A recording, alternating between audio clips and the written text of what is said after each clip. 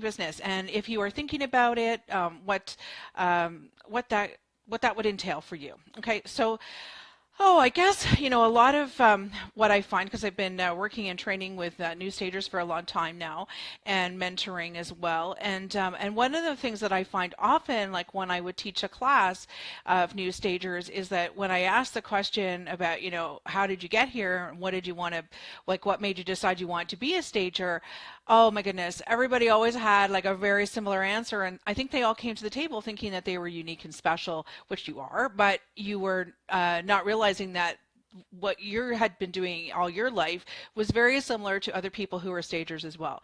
So oftentimes stagers come from a place where they love homes, like that is typical of most stagers, because that's what kind of drives them into the industry, and even into the real estate industry on the whole, is that they love homes and they love decorating, and this just sort of gets them more excited, and it seems like something that's kind of tangible, that they don't have to go back to school for 3 years to complete any kind of certification or get some kind of special designation to do it. Although we do really recommend that you be trained.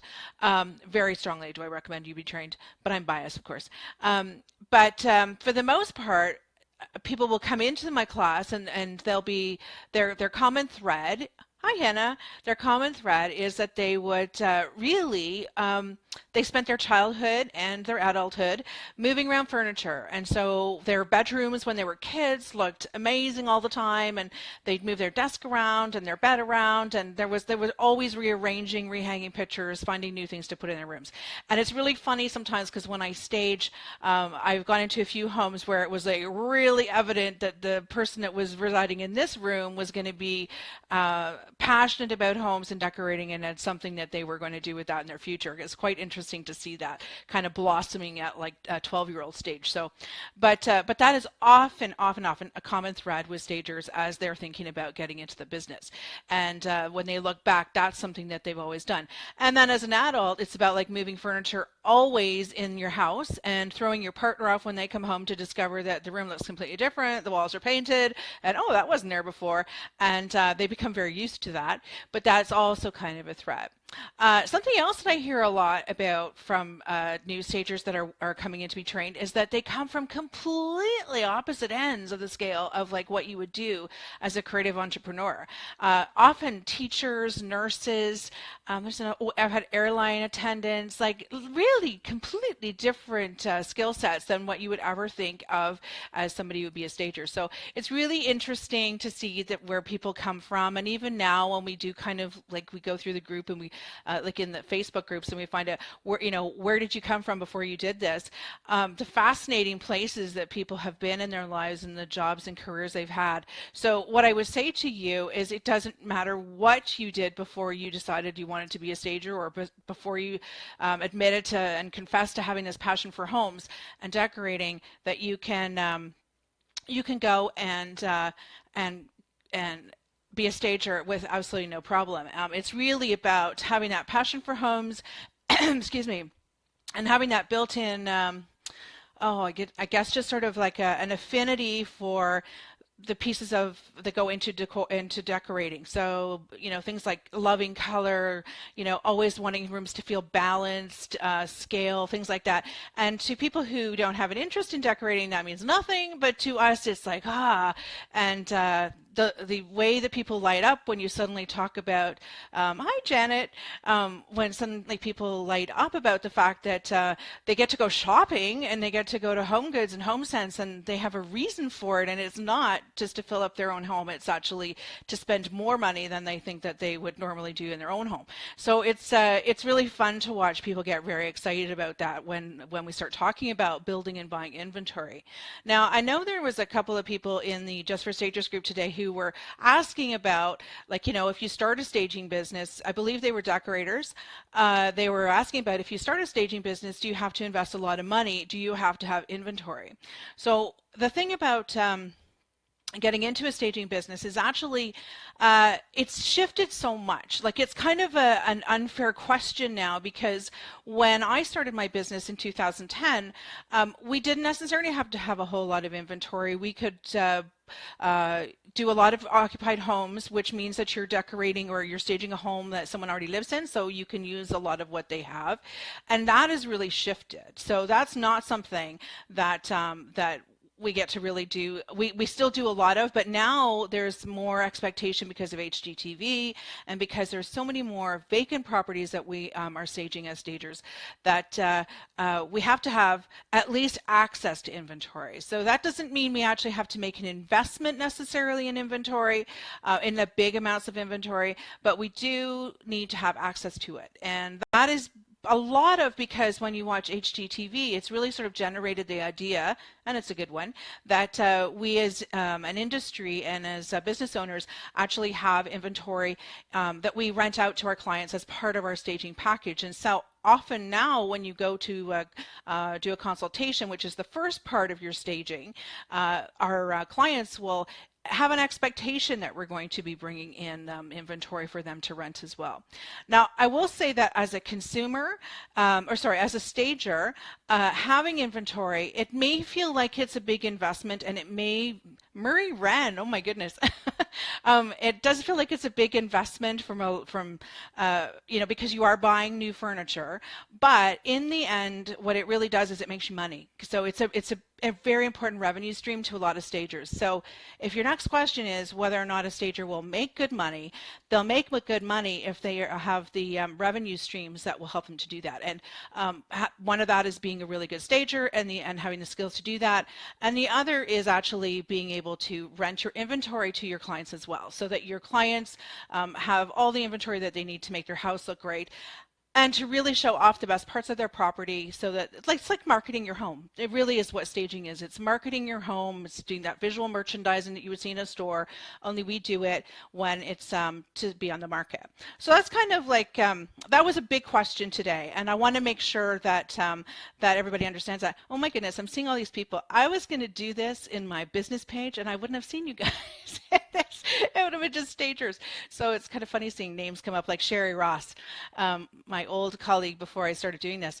So anyway, so lots of good things like happen in the staging industry.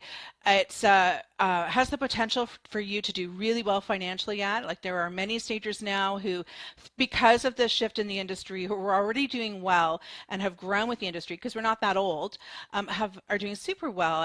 And there's most definitely stagers who have 10,000 square foot warehouses, many of them. 10,000 square foot warehouses, teams of 10 people, 3 big trucks in their parking lot, and they do super well with it. So it's really exciting to see the industry. It has shifted a lot since I started in 2010, and so we're really kind of pushing the envelope. So it's a very exciting time to get on board with the industry for sure. Now, does anyone have any questions? I think most of you are either stagers or friends of mine, so we'll see. But it's a really good industry and skill set to have if you are a realtor.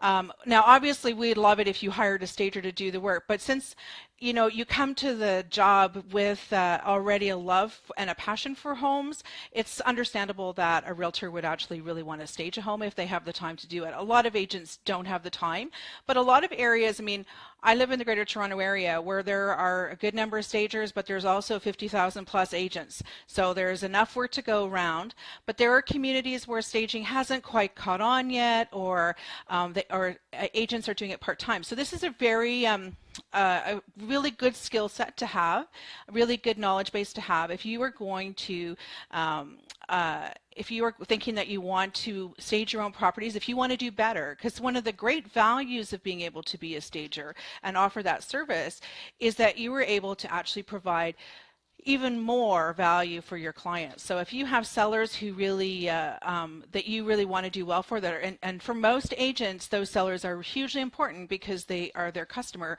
Then as a real estate agent, you also want to be able to provide them as much as you can, and having the staging background and having those skills really help you to do that as well. So, but any questions? I don't think so yet.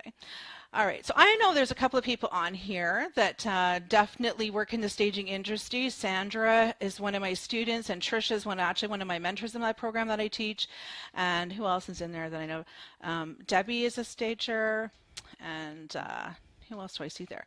Yeah, so there's lots of people who are stagers, and they can certainly add some comments if they want to as well. I'm happy to do that. I wasn't really sure what I was going to talk about, and considering that I was going to do it in my business page, now I have to think about what I'm going to tell you. So, do you need to have a team? I think if you're going to be a stager, you're going to go into a property, you're going to deliver on a big job, you're going to move around furniture, and make lots of things happen, then yes, having a team is absolutely worth your while. It can be a part-time team, it can be stagers that work with you when you need them. It doesn't have to be a big commitment that you employ stagers full-time. A lot of stagers, and I certainly started out in the business by working, finding my own jobs, and then also working as a staging assistant for other stagers, which was a great way to get experience and to learn and to get exposure to what's out there in the industry. So you don't have to have full-time, but it's a lot more fun when you have people working with you. So if you can have someone and build someone into your plan to have as an assistant on a job, I think that's a very good thing. Also, you might want to think about like in the long term, because one of the things that I think is really important about having a staging business is that you get to think big, and you get to think of your dreams, and you get to think about that life that you want to have. And it's important to start your business with that in mind, because you want to know that in the end you are going to be able to have that life of your dreams and to be able to be successful with that. So part of that comes from having the capacity also in your business to be able to to stage multiple properties in a day, and to have a team that can go out without you and do great things as well under your name. So it's lots and lots of potential, absolutely, for sure. See, all the stagers, they're all out too busy. They're too busy to be on here today. They're out working. It was a crazy busy spring in Toronto for stagers. I think it still is a little bit, like it's a bit crazy. One of the things that is really interesting for stagers is that so when I talk about inventory, we don't necessarily always have to have the inventory ourselves, but one of the ways that we get inventory is that we rent from bigger companies and rental companies, and some of the furniture rental companies now have been specifically created to rent to stagers and their clients. So the inventory is the perfect inventory to go into a property, and then oftentimes as the stager, you're the one that has like all the things that augment it, all the things that add the real wow to the property. So I'll just give you an example. Unfortunately, I don't have any pictures to show you, but so one of the things that happens a lot, and if you've been looking at houses, you'll have noticed this. You can often tell a stage property, and one of the reasons you can tell a stage property is because honestly, it looks like it was really cared for. It looks like the owner really looked after their home and wanted to sell their home like with love. And that whole process starts with what we call the staging consultation. And that staging consultation is when the stager goes into your property and they spend a couple hours with you, they walk through the house with you, and they give you recommendations that you can do to sell your own property and to make the most of money on your sale of your property as well. And that can include things like renovations, repairs are a big one, because what we want to have happen is we want buyers to come in and to spend the most amount of money on your house, and to be like there to be frenzy about buying your house, that people want your house because it looks amazing. It looks like you love it. It looks like you really cared for it, and they must have it. And what we do when we give you those recommendations and those and through that consultation process is we also set you up to so that you never have people wanting to negotiate with you, because there is nothing to negotiate. And so that's kind of like the first part of the staging job, and to me it's actually one of the most exciting, because we as stagers, as the experts, have this great opportunity to make our clients tons of money and to save them tons of money, to give them all the right things to do that are going to get the best sale and the best sale fast. It's not just about going in and telling you to declutter. In fact, I don't even usually tell people to declutter because really that's kind of like a normal expectation now, is that you're going to put away things. I get into the nitty gritty, and that's what most stagers will do. We're going to get into the things that are going to really help you to get your house ready to sell. The things that, as I said, are going to help avoid any negotiation on price, avoid any nitpicking on price, and really engage the buyer so that they really want to be there. So it really ends up being like, the best thing that they get the house that they want, and they sell it to the buyer who really wants it and who's passionate and just has to have it. So that's kind of what we do in the consultation. What also happens in the consultation is we then we'll talk about next steps. So the next stage of the process is actually the getting the work done. And depending on what kind of staging business you really want to have, you can spend your time actually working on like helping your sellers to get ready to sell. So there are staging companies out there who really focus on that middle part of the work, and that's something definitely that you can do, and that is a big and very valuable revenue stream for stagers. So you can be the project manager, and you can facilitate like the vendors coming in and get the painters hired. We definitely pick the paint colors. We do that in our consultation. Then we can arrange for packers to come in and pack with you. That can be part of your team as well. So that's another added value in a revenue stream. There's all those things that happen in the middle. Some of us have like a love for gardening and landscaping, so we make that something that we offer with our business as well. It very much depends on what you want to sell and what skill set you have to sell to your clients as well. So lots of really cool stuff that you get to do that isn't just about the inside of a home, and it's not about decluttering. Staging is the consumer thinks that that's what it's about, but it's not. It's about really truly showing off the best parts of a property and really getting that right buyer to want to purchase the house at the price that we're going to sell it for, that it's going to get listed for. And there was a stat just this week that came out that it's almost 80% of realtors believe that having a stager in the property, that investment, which we would call it in staging, is going to get you more money in the sale of your property and allow the realtor to increase the list price, which is what we want. There is nobody in the world that doesn't want to make more money on the sale of their house. So that's and that's kind of cool too, because if you're thinking about being a stager, really staging transcends all markets, first of all, because everybody wants to get the most amount of money on their house. They will always have competition. So it doesn't matter if there's only a few houses on the market right now, or if there's like a ton of houses on the market right now. Either way, your sellers always want to get the most amount of money on the sale of their house, and this is how they would do it. It's like going to, if you go to the dollar store and everything looks messy, then people are going to pay less. If you go to the store to the bay and it looks beautiful and everything's hanging up and has been displayed properly, you're going to spend more, because in your mind that has more value to you. So so that's one really cool thing about staging. It really does transcend all markets. The other thing is that it's universal. We can do this anywhere. Everybody wants, as I said, to sell their house for the most money. So that means that we could have a job around the world anytime, which is a really nice thing to imagine in this where we are in this today. And it's also really nice too, because it means that we can still be self-employed and still manage to change, to run our business anywhere we want to and in a way that we want to. So if you were wondering about whether or not you could do this full-time or you could do it part-time, absolutely you can stage as much as you want, and you can go crazy staging and work 7 days a week, which I know some stagers do. And it's not an industry that's for the light of heart. Like, you have to be pretty, if you want to get in the trenches with staging, which most stagers are, and be moving around furniture, there's a few people I'm sure on here who would say, yes, it is an exhausting business. It is a lot of work to stage every day. But at the same time, you can hire people to do that. If you've ever seen that movie, what's that called? Leap Year. And in that movie Leap Year, she's a stager at the very beginning. I think it's Amy Adams, and she's a stager in the very beginning of the movie.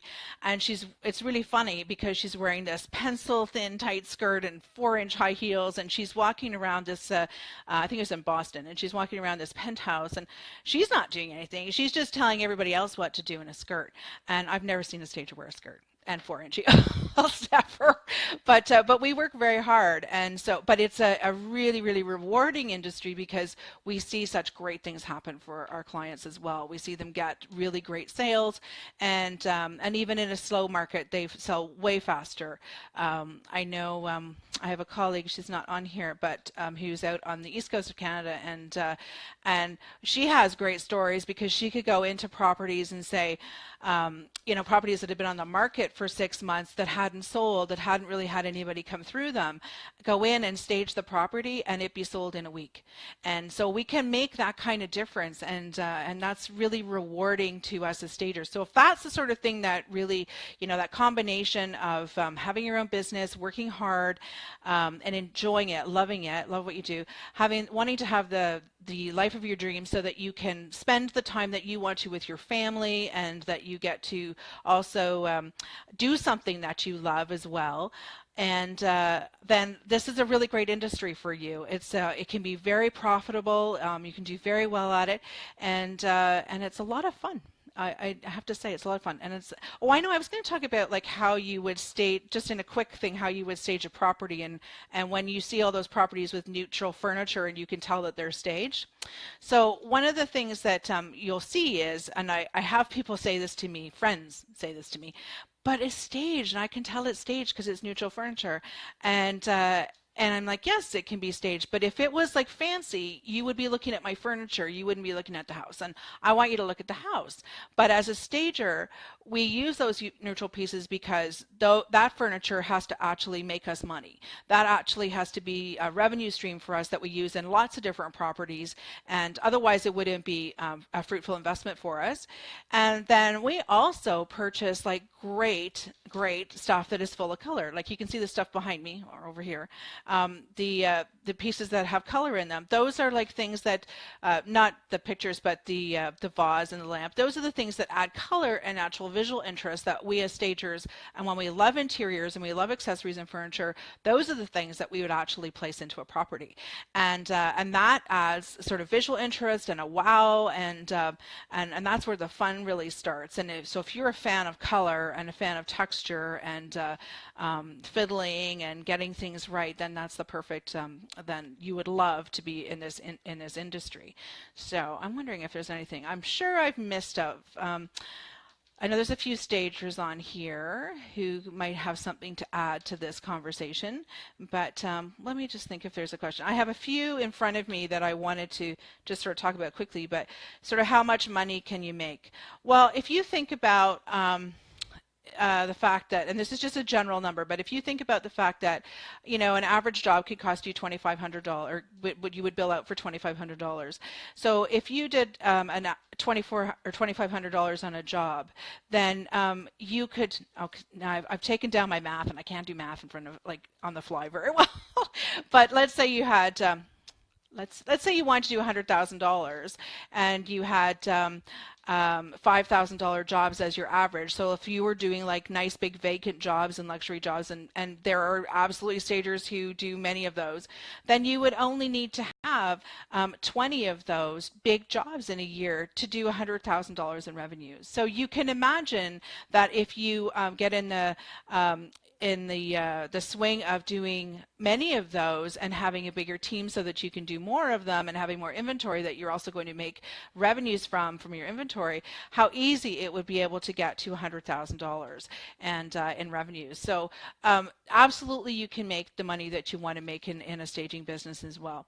You can also make money really well with your consultations, because most consultations run between sort of $225, $250 to $300, $350, and for 2 hours worth of work with no overhead. So it's a great way to get some revenues without having to actually invest back into inventory and to actually be able to be paid for your expertise as well. So there's some value in doing that as well.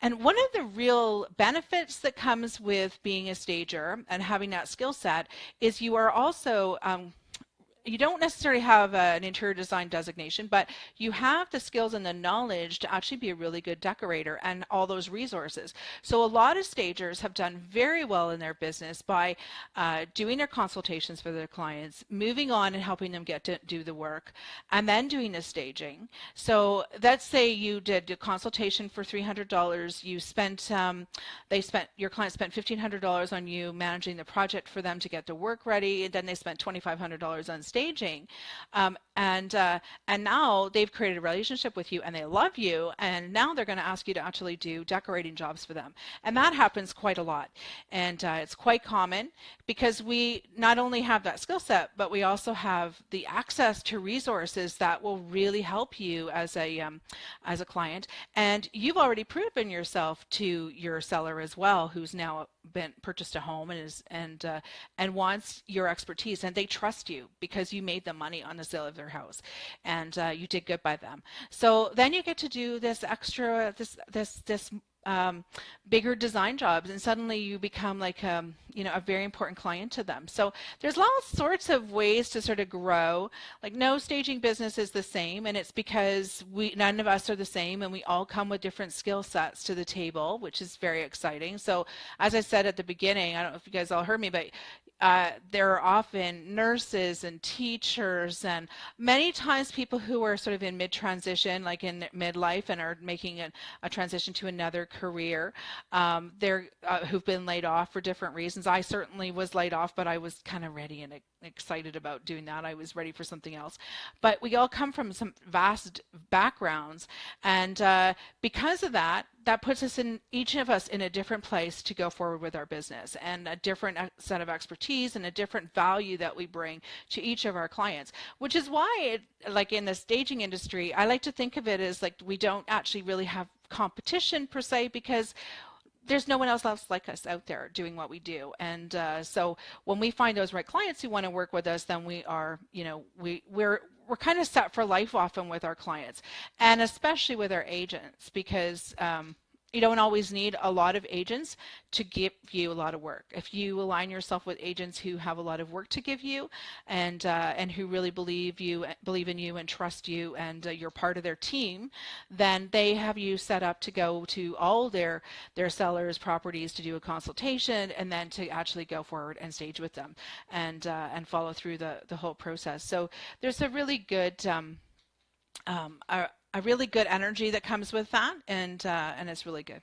Another thing that's really great about this industry too, and I have found it to be quite unique, is that the industry is really a very close-knit industry. We have a really good professional association, and that professional association could, because we're a young industry, the association is not that old, but they continue to do great things for us, and they continue to help us pave the way for bigger and better things for the industry. We have we do an annual conference in Vegas every year with really top-notch speakers. We've been doing one in Toronto last year and wanted to do one this year, but something happened this year that we're not able to do it. But the plan is to continue, because the industry keeps growing, and therefore there's more of us to support. But I find, like, within our own groups, like we are really very, very supportive of each other, and we want the best for the industry, and that, I think, often like elevates like what we do, which is really very important to me, and kind of why I'm here, actually, because I think it's really important to talk about how great this industry is and how to be part of it and what you can do to be part of the industry. So training is something I think is very important. And I'm biased because I own a staging training company, but I also feel like in any industry, ongoing training is crucial to your success. And one of the things because I know that it's an investment to do your training, but it's also something that really in the end is not just for you, like it elevates your business and your skill set and what you're able to deliver, but it also really works to for you to be able to do the best for your client. client. And I think that is more important than anything, is that you are delivering the best for your client.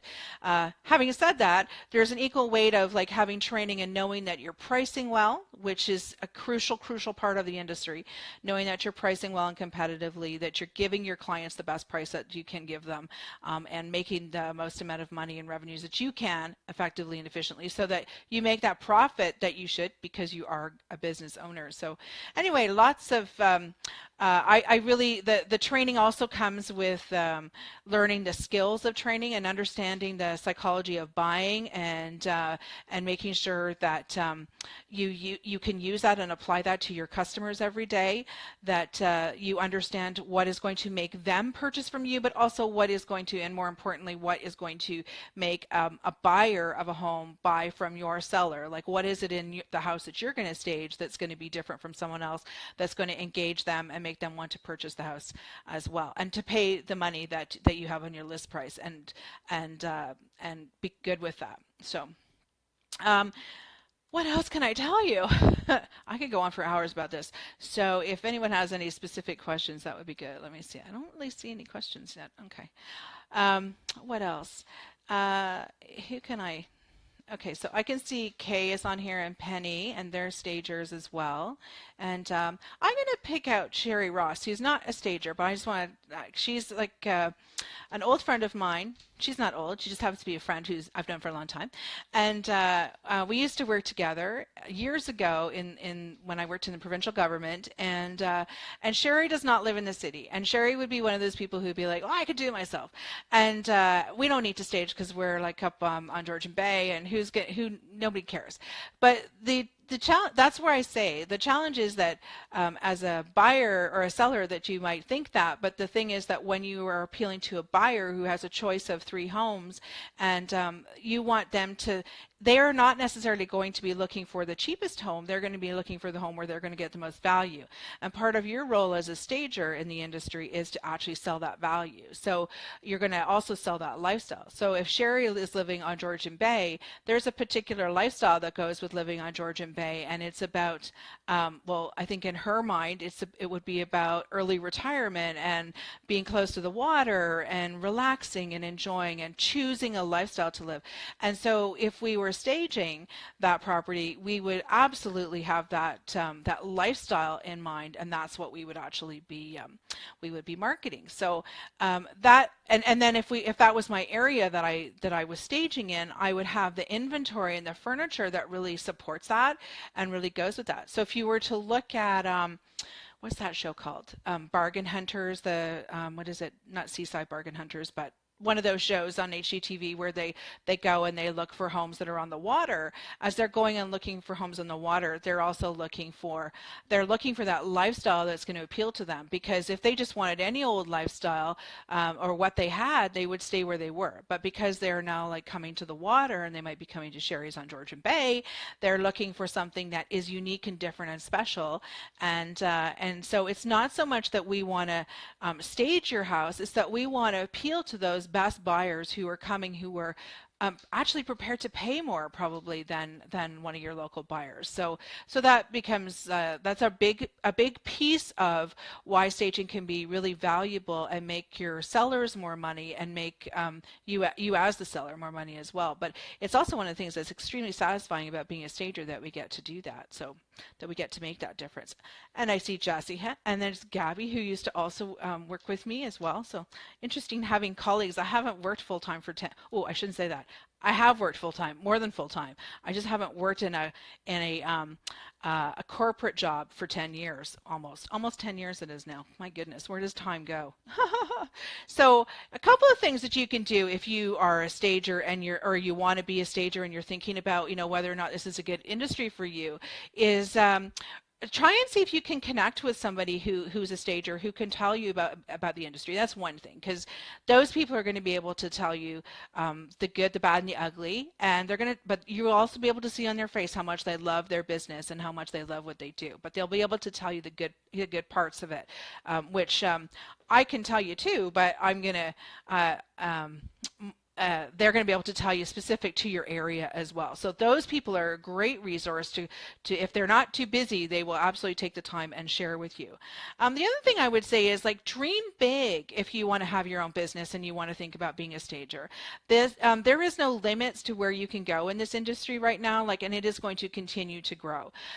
Everybody wants to sell a house. Everybody will sell a condo. Even rentals now are becoming something that gets staged. So the world is our oyster as an industry, and we can make it what we want to. So dream as big as you want. And if your dreams are that I want to be able to have like I talked to someone the other night, I taught a class, she said, I want to have I want to make $300,000 in 5 years, a year in my business, and I want to have like a 10,000 square foot warehouse and a team. So go for it. Like you can do that, like absolutely in this industry.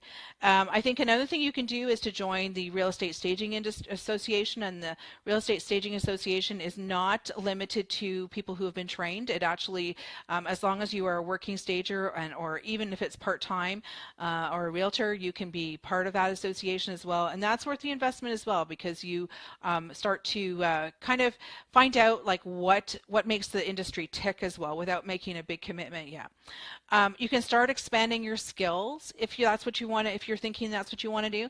I'm not saying necessarily take a staging training course right away, but you could absolutely start looking at small business courses, and even if it's just workshops. And you can also start taking some decorating classes at your local community college and things like that, and all those will help you. There's tons of online ones. I teach several different programs. The first one is the first part of the certification program you can take on its own, which is called Learn to Stage, and it's all about the skills of staging. So you don't have to learn about the business end yet. You can just learn about, can I do this? And it teaches you the decorating parts of it as well. So there are things like that you can do easily and without a big commitment as well, that just make you better at what you do regardless. You also want to think about, like, if you're going to have a big business, are you going to like what kind of investment that you could have, like that you would be looking for, and do you want to think about having grants or microloans, or looking at angel funding and things like that, or do you have someone in your own networks who would love to work with you and fund you as well, especially for your inventory, so things like that. You want to also, I would say, if you're getting ready to start your business, you want to clear off your credit card so that you have that to go and shop and invest in your inventory as well, and to also start things off as well. And this is the fun part. Go out and source the best retail outlets, the wholesalers, find out what they have, what you want, and what you would think that potentially could be really good for your industry and for your business, and that you think that you could use. So that would be one thing. And another thing really to do, and I know a lot of people do this already, so I would just say keep doing this, is go visit model homes, go to open houses, and see what they look like. Like, there's a science behind staging. It's not the same as decorating, and if you go into a property and you check out open houses on a regular basis, you will see how valuable what we do is, and because you'll actually start to see the difference between a home that is not staged, and you can actually tell the difference between one that has not had a consultation, because it will not feel like it's as cared for, and that's what a buyer wants. They want to know that you loved your home when you were there, even if we just did it 2 weeks before it went on the market, but they don't know that. So that's key as well. Read every decor magazine and every DIY thing. Hug Pinterest. Go to House. If you haven't been to House before, go to house.com. It's HOUZZ.com. Wonderful, wonderful resource if you love homes. I'd be very surprised if you haven't been there already and looking. But you will see lots of before and afters from stagers on there, because the a lot of stagers have business profiles on there. So you'll see some really good examples of staging as well. So pay attention to that. And then also to follow industry leaders as well. Like, find out who are the people that are the award winners, and who are the people that do really well in your area, and you'll learn a lot by following them and watching what they do. Some of them are on YouTube, some of them are on Facebook, LinkedIn, yes, as well, but more I think you'll see them on Facebook and YouTube. And follow those people, and then also follow those people who have nothing to do with staging but are business gurus and who are influential in helping women to be, and men as well, but it is a predominantly female industry, but the people like Denise Duffield Thomas. These are people that I followed especially when I started. Claire Mitchell, who I followed a lot as well, and Carrie Green. Both of those people are from the UK, but really wonderful, motivating, and they're encouraging, and you want to listen to them, and you learn a lot from them as you go. Also, I would say join industry-related social media groups. Like I have a group called Just for Stagers, and Just for Stagers includes, like, we welcome anybody who's thinking about being in the industry as well, so that you learn, which is actually how I ended up doing this out of the group. Normally I do them in the group, but I thought I'd do it this way. And so that would be an opportunity as well, is to join those groups and start to soak up and like a sponge all the information and the way businesses work. Now, one of the reasons that I decided to do this was because, as I stated at the top, if you heard me, but was that there were a couple of designers and decorators who want to add staging because they're asked a lot to do staging for their client, and they wanted to know, do they have to make such a big investment in inventory? Because the stagers they asked the question, which is a very broad question: how many houses can you stage with what you've got? Like, how much inventory do you have? Well, when you ask a stager how much inventory you have, they'll say, well, I can stage 40 houses at a time.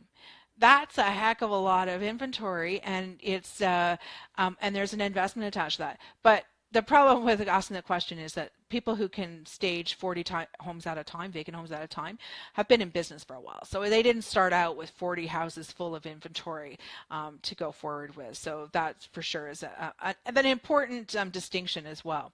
But definitely you can join the Just for Stagers group, or look for other staging groups as well, or decorating groups. But staging is good because you'll get information, and you'll be talking to stagers who actually work in the industry as well. And I would say practice. Like, use your own home, and you'll find lots of great information online. You'll find lots of great stuff on YouTube, and you'll kind of, like as I said, suck it up and start practicing in your own house, and you'll be good with that as well. I mentioned attending all small business events if you can. Like, lots of communities, well, not all, lots, all communities have small business events at some point of the year, and some may have more, some may have less, but they all have them, and those are great places to learn about how your business might fit into that into the industry as well, and into that whole small business world. Because when you join it, it's like a whole other world. Like, it's like, wow, I had no idea these people existed. And you'll discover that your friends start to be all small business owners because they get you. And so if it's something that you really feel passionate about, I start like entrenching yourself in that now, even before you start your business, because you'll just get excited and want to keep going. So it's a good thing. You want to surround yourself with people who are going to be really supportive and really excited by your venture, and not necessarily drag you down, but just really push you forward and help you on your journey. And that's what you want. So you want to make sure that you keep yourself surrounded by positivity and those people who get excited for you. And oftentimes those are people who are also in small business as well. They also end up being like really good resources for you because they've done it before too. And so there's a lot that you can actually have in common with them. What else is there? Oh, this is a big one. I said go to open houses and go to and look at model homes. Another one is actually researching what happens in the market around you. So if you're going to, like, I work in I live in Toronto, so I would research my area where I would specifically be looking for agents to work with and sellers where I would be working, and I would want to know, so what's on trend here? Like, I can be in one area in the city, and it has to be staged and you have to have like granite countertops, and you have to have stainless steel, and if you don't, you will end up with a lower price because people will think they're going to have to reno, and what else do I have to do? Or I could go out of the city or a different part of the city and find nobody cares about that. What they care about is that there's hardwood floors, or they care about the fact that that all the walls are painted neutral beige. Like, so it's really important for you to sort of like get a handle on like what kind of neighborhoods you're looking at, what those neighborhoods really want, and what the buyers want as well in those neighborhoods. So lots of things that you can really pay attention to, and you'll just suck it up because you love houses. So if you go through MLS and you pay attention to what's going on in MLS, then when you go to open houses, you'll start to see a connection. The other thing is, when you're doing that kind of research, you're doing it for your potential staging clients as well, because you're going to do the best for them because you know that's what happens in their neighborhood. The other thing is that you are going to see what agents are good and what agents are busy and what agents you could potentially help with staging. So that's always good too.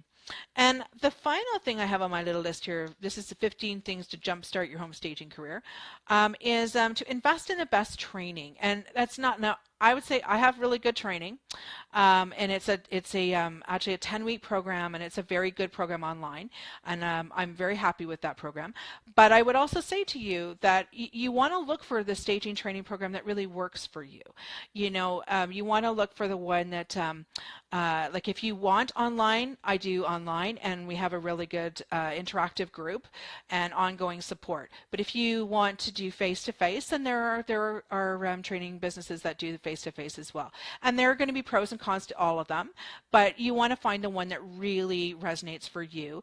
But what I would recommend that you look for is that you are looking for staging training that has ongoing support, that is going to teach you, and this is really, really important, they're going to teach you all about the basics of running a business. And even more than the basics, they're going to teach you the details about how to run a staging business. So how to do your pricing, how to get your contracts right, all the things that that stagers struggle with if they haven't had enough of that in their training program as well. And sometimes in a short live training, you miss some of that because you're so busy learning and absorbing that information. And that's actually why I do a 10-week program, and I do it online. So you have absolutely ongoing access to all the information as you go forward. So it doesn't go away. It's yours for keeps, and also the support that goes with it and the mentorship. So those are a couple of things to look for.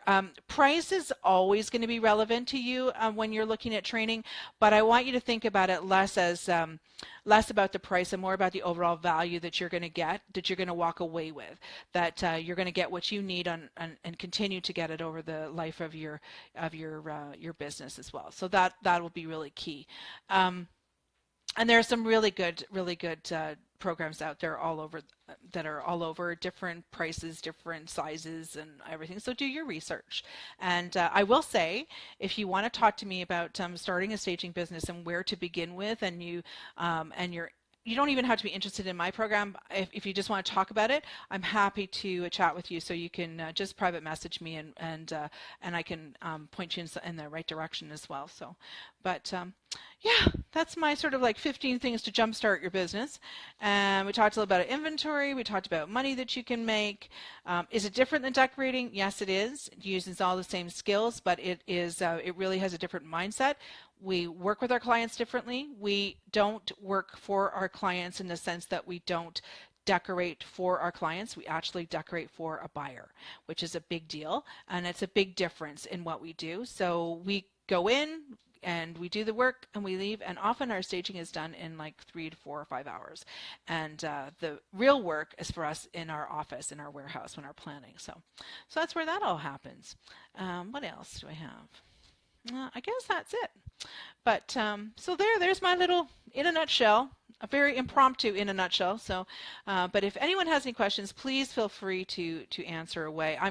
If you go to my business page, which I'll add the link in, there's also a link there that you can sign up and get the 10 top things about getting into the staging business that you're afraid to ask or didn't know who to ask. So you can definitely go in there, and I will send that to you as well. And if you have any questions, you can message me if you want to join the Just for Stagers group as well, and just kind of watch and see what happens and see if there's anything that's that you get some aha moments and some indications of what your next steps would be, then that's a good place to do it as well. So I will tell you, it took me a year and a half before I figured out what I was going to do and when I was going to do it. So it's not a small decision, because we really we want the life of our dreams, and we want to make sure that we're making the right choices, and it's not just us, it's our family as well. And so yeah, so it's you want to make sure that you're doing it right. Okay, so all right, so I'm going to go, since I haven't got any questions. Hi, Holly, and I recognize a lot of names there. And who else I got?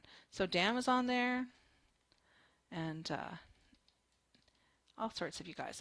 Fantastic. Okay, good. So I'm super glad that you stopped and that you wanted to hear a little bit more about the industry. I'm happy to talk more about it and get more specific about some of it as well. So all right. Okay, so everybody have a good day. It's 5 to 5 in Toronto, and my kids have to go up to soccer. So although our car died before I got on this, so that's worrisome. So I have to go find out what's going on with that.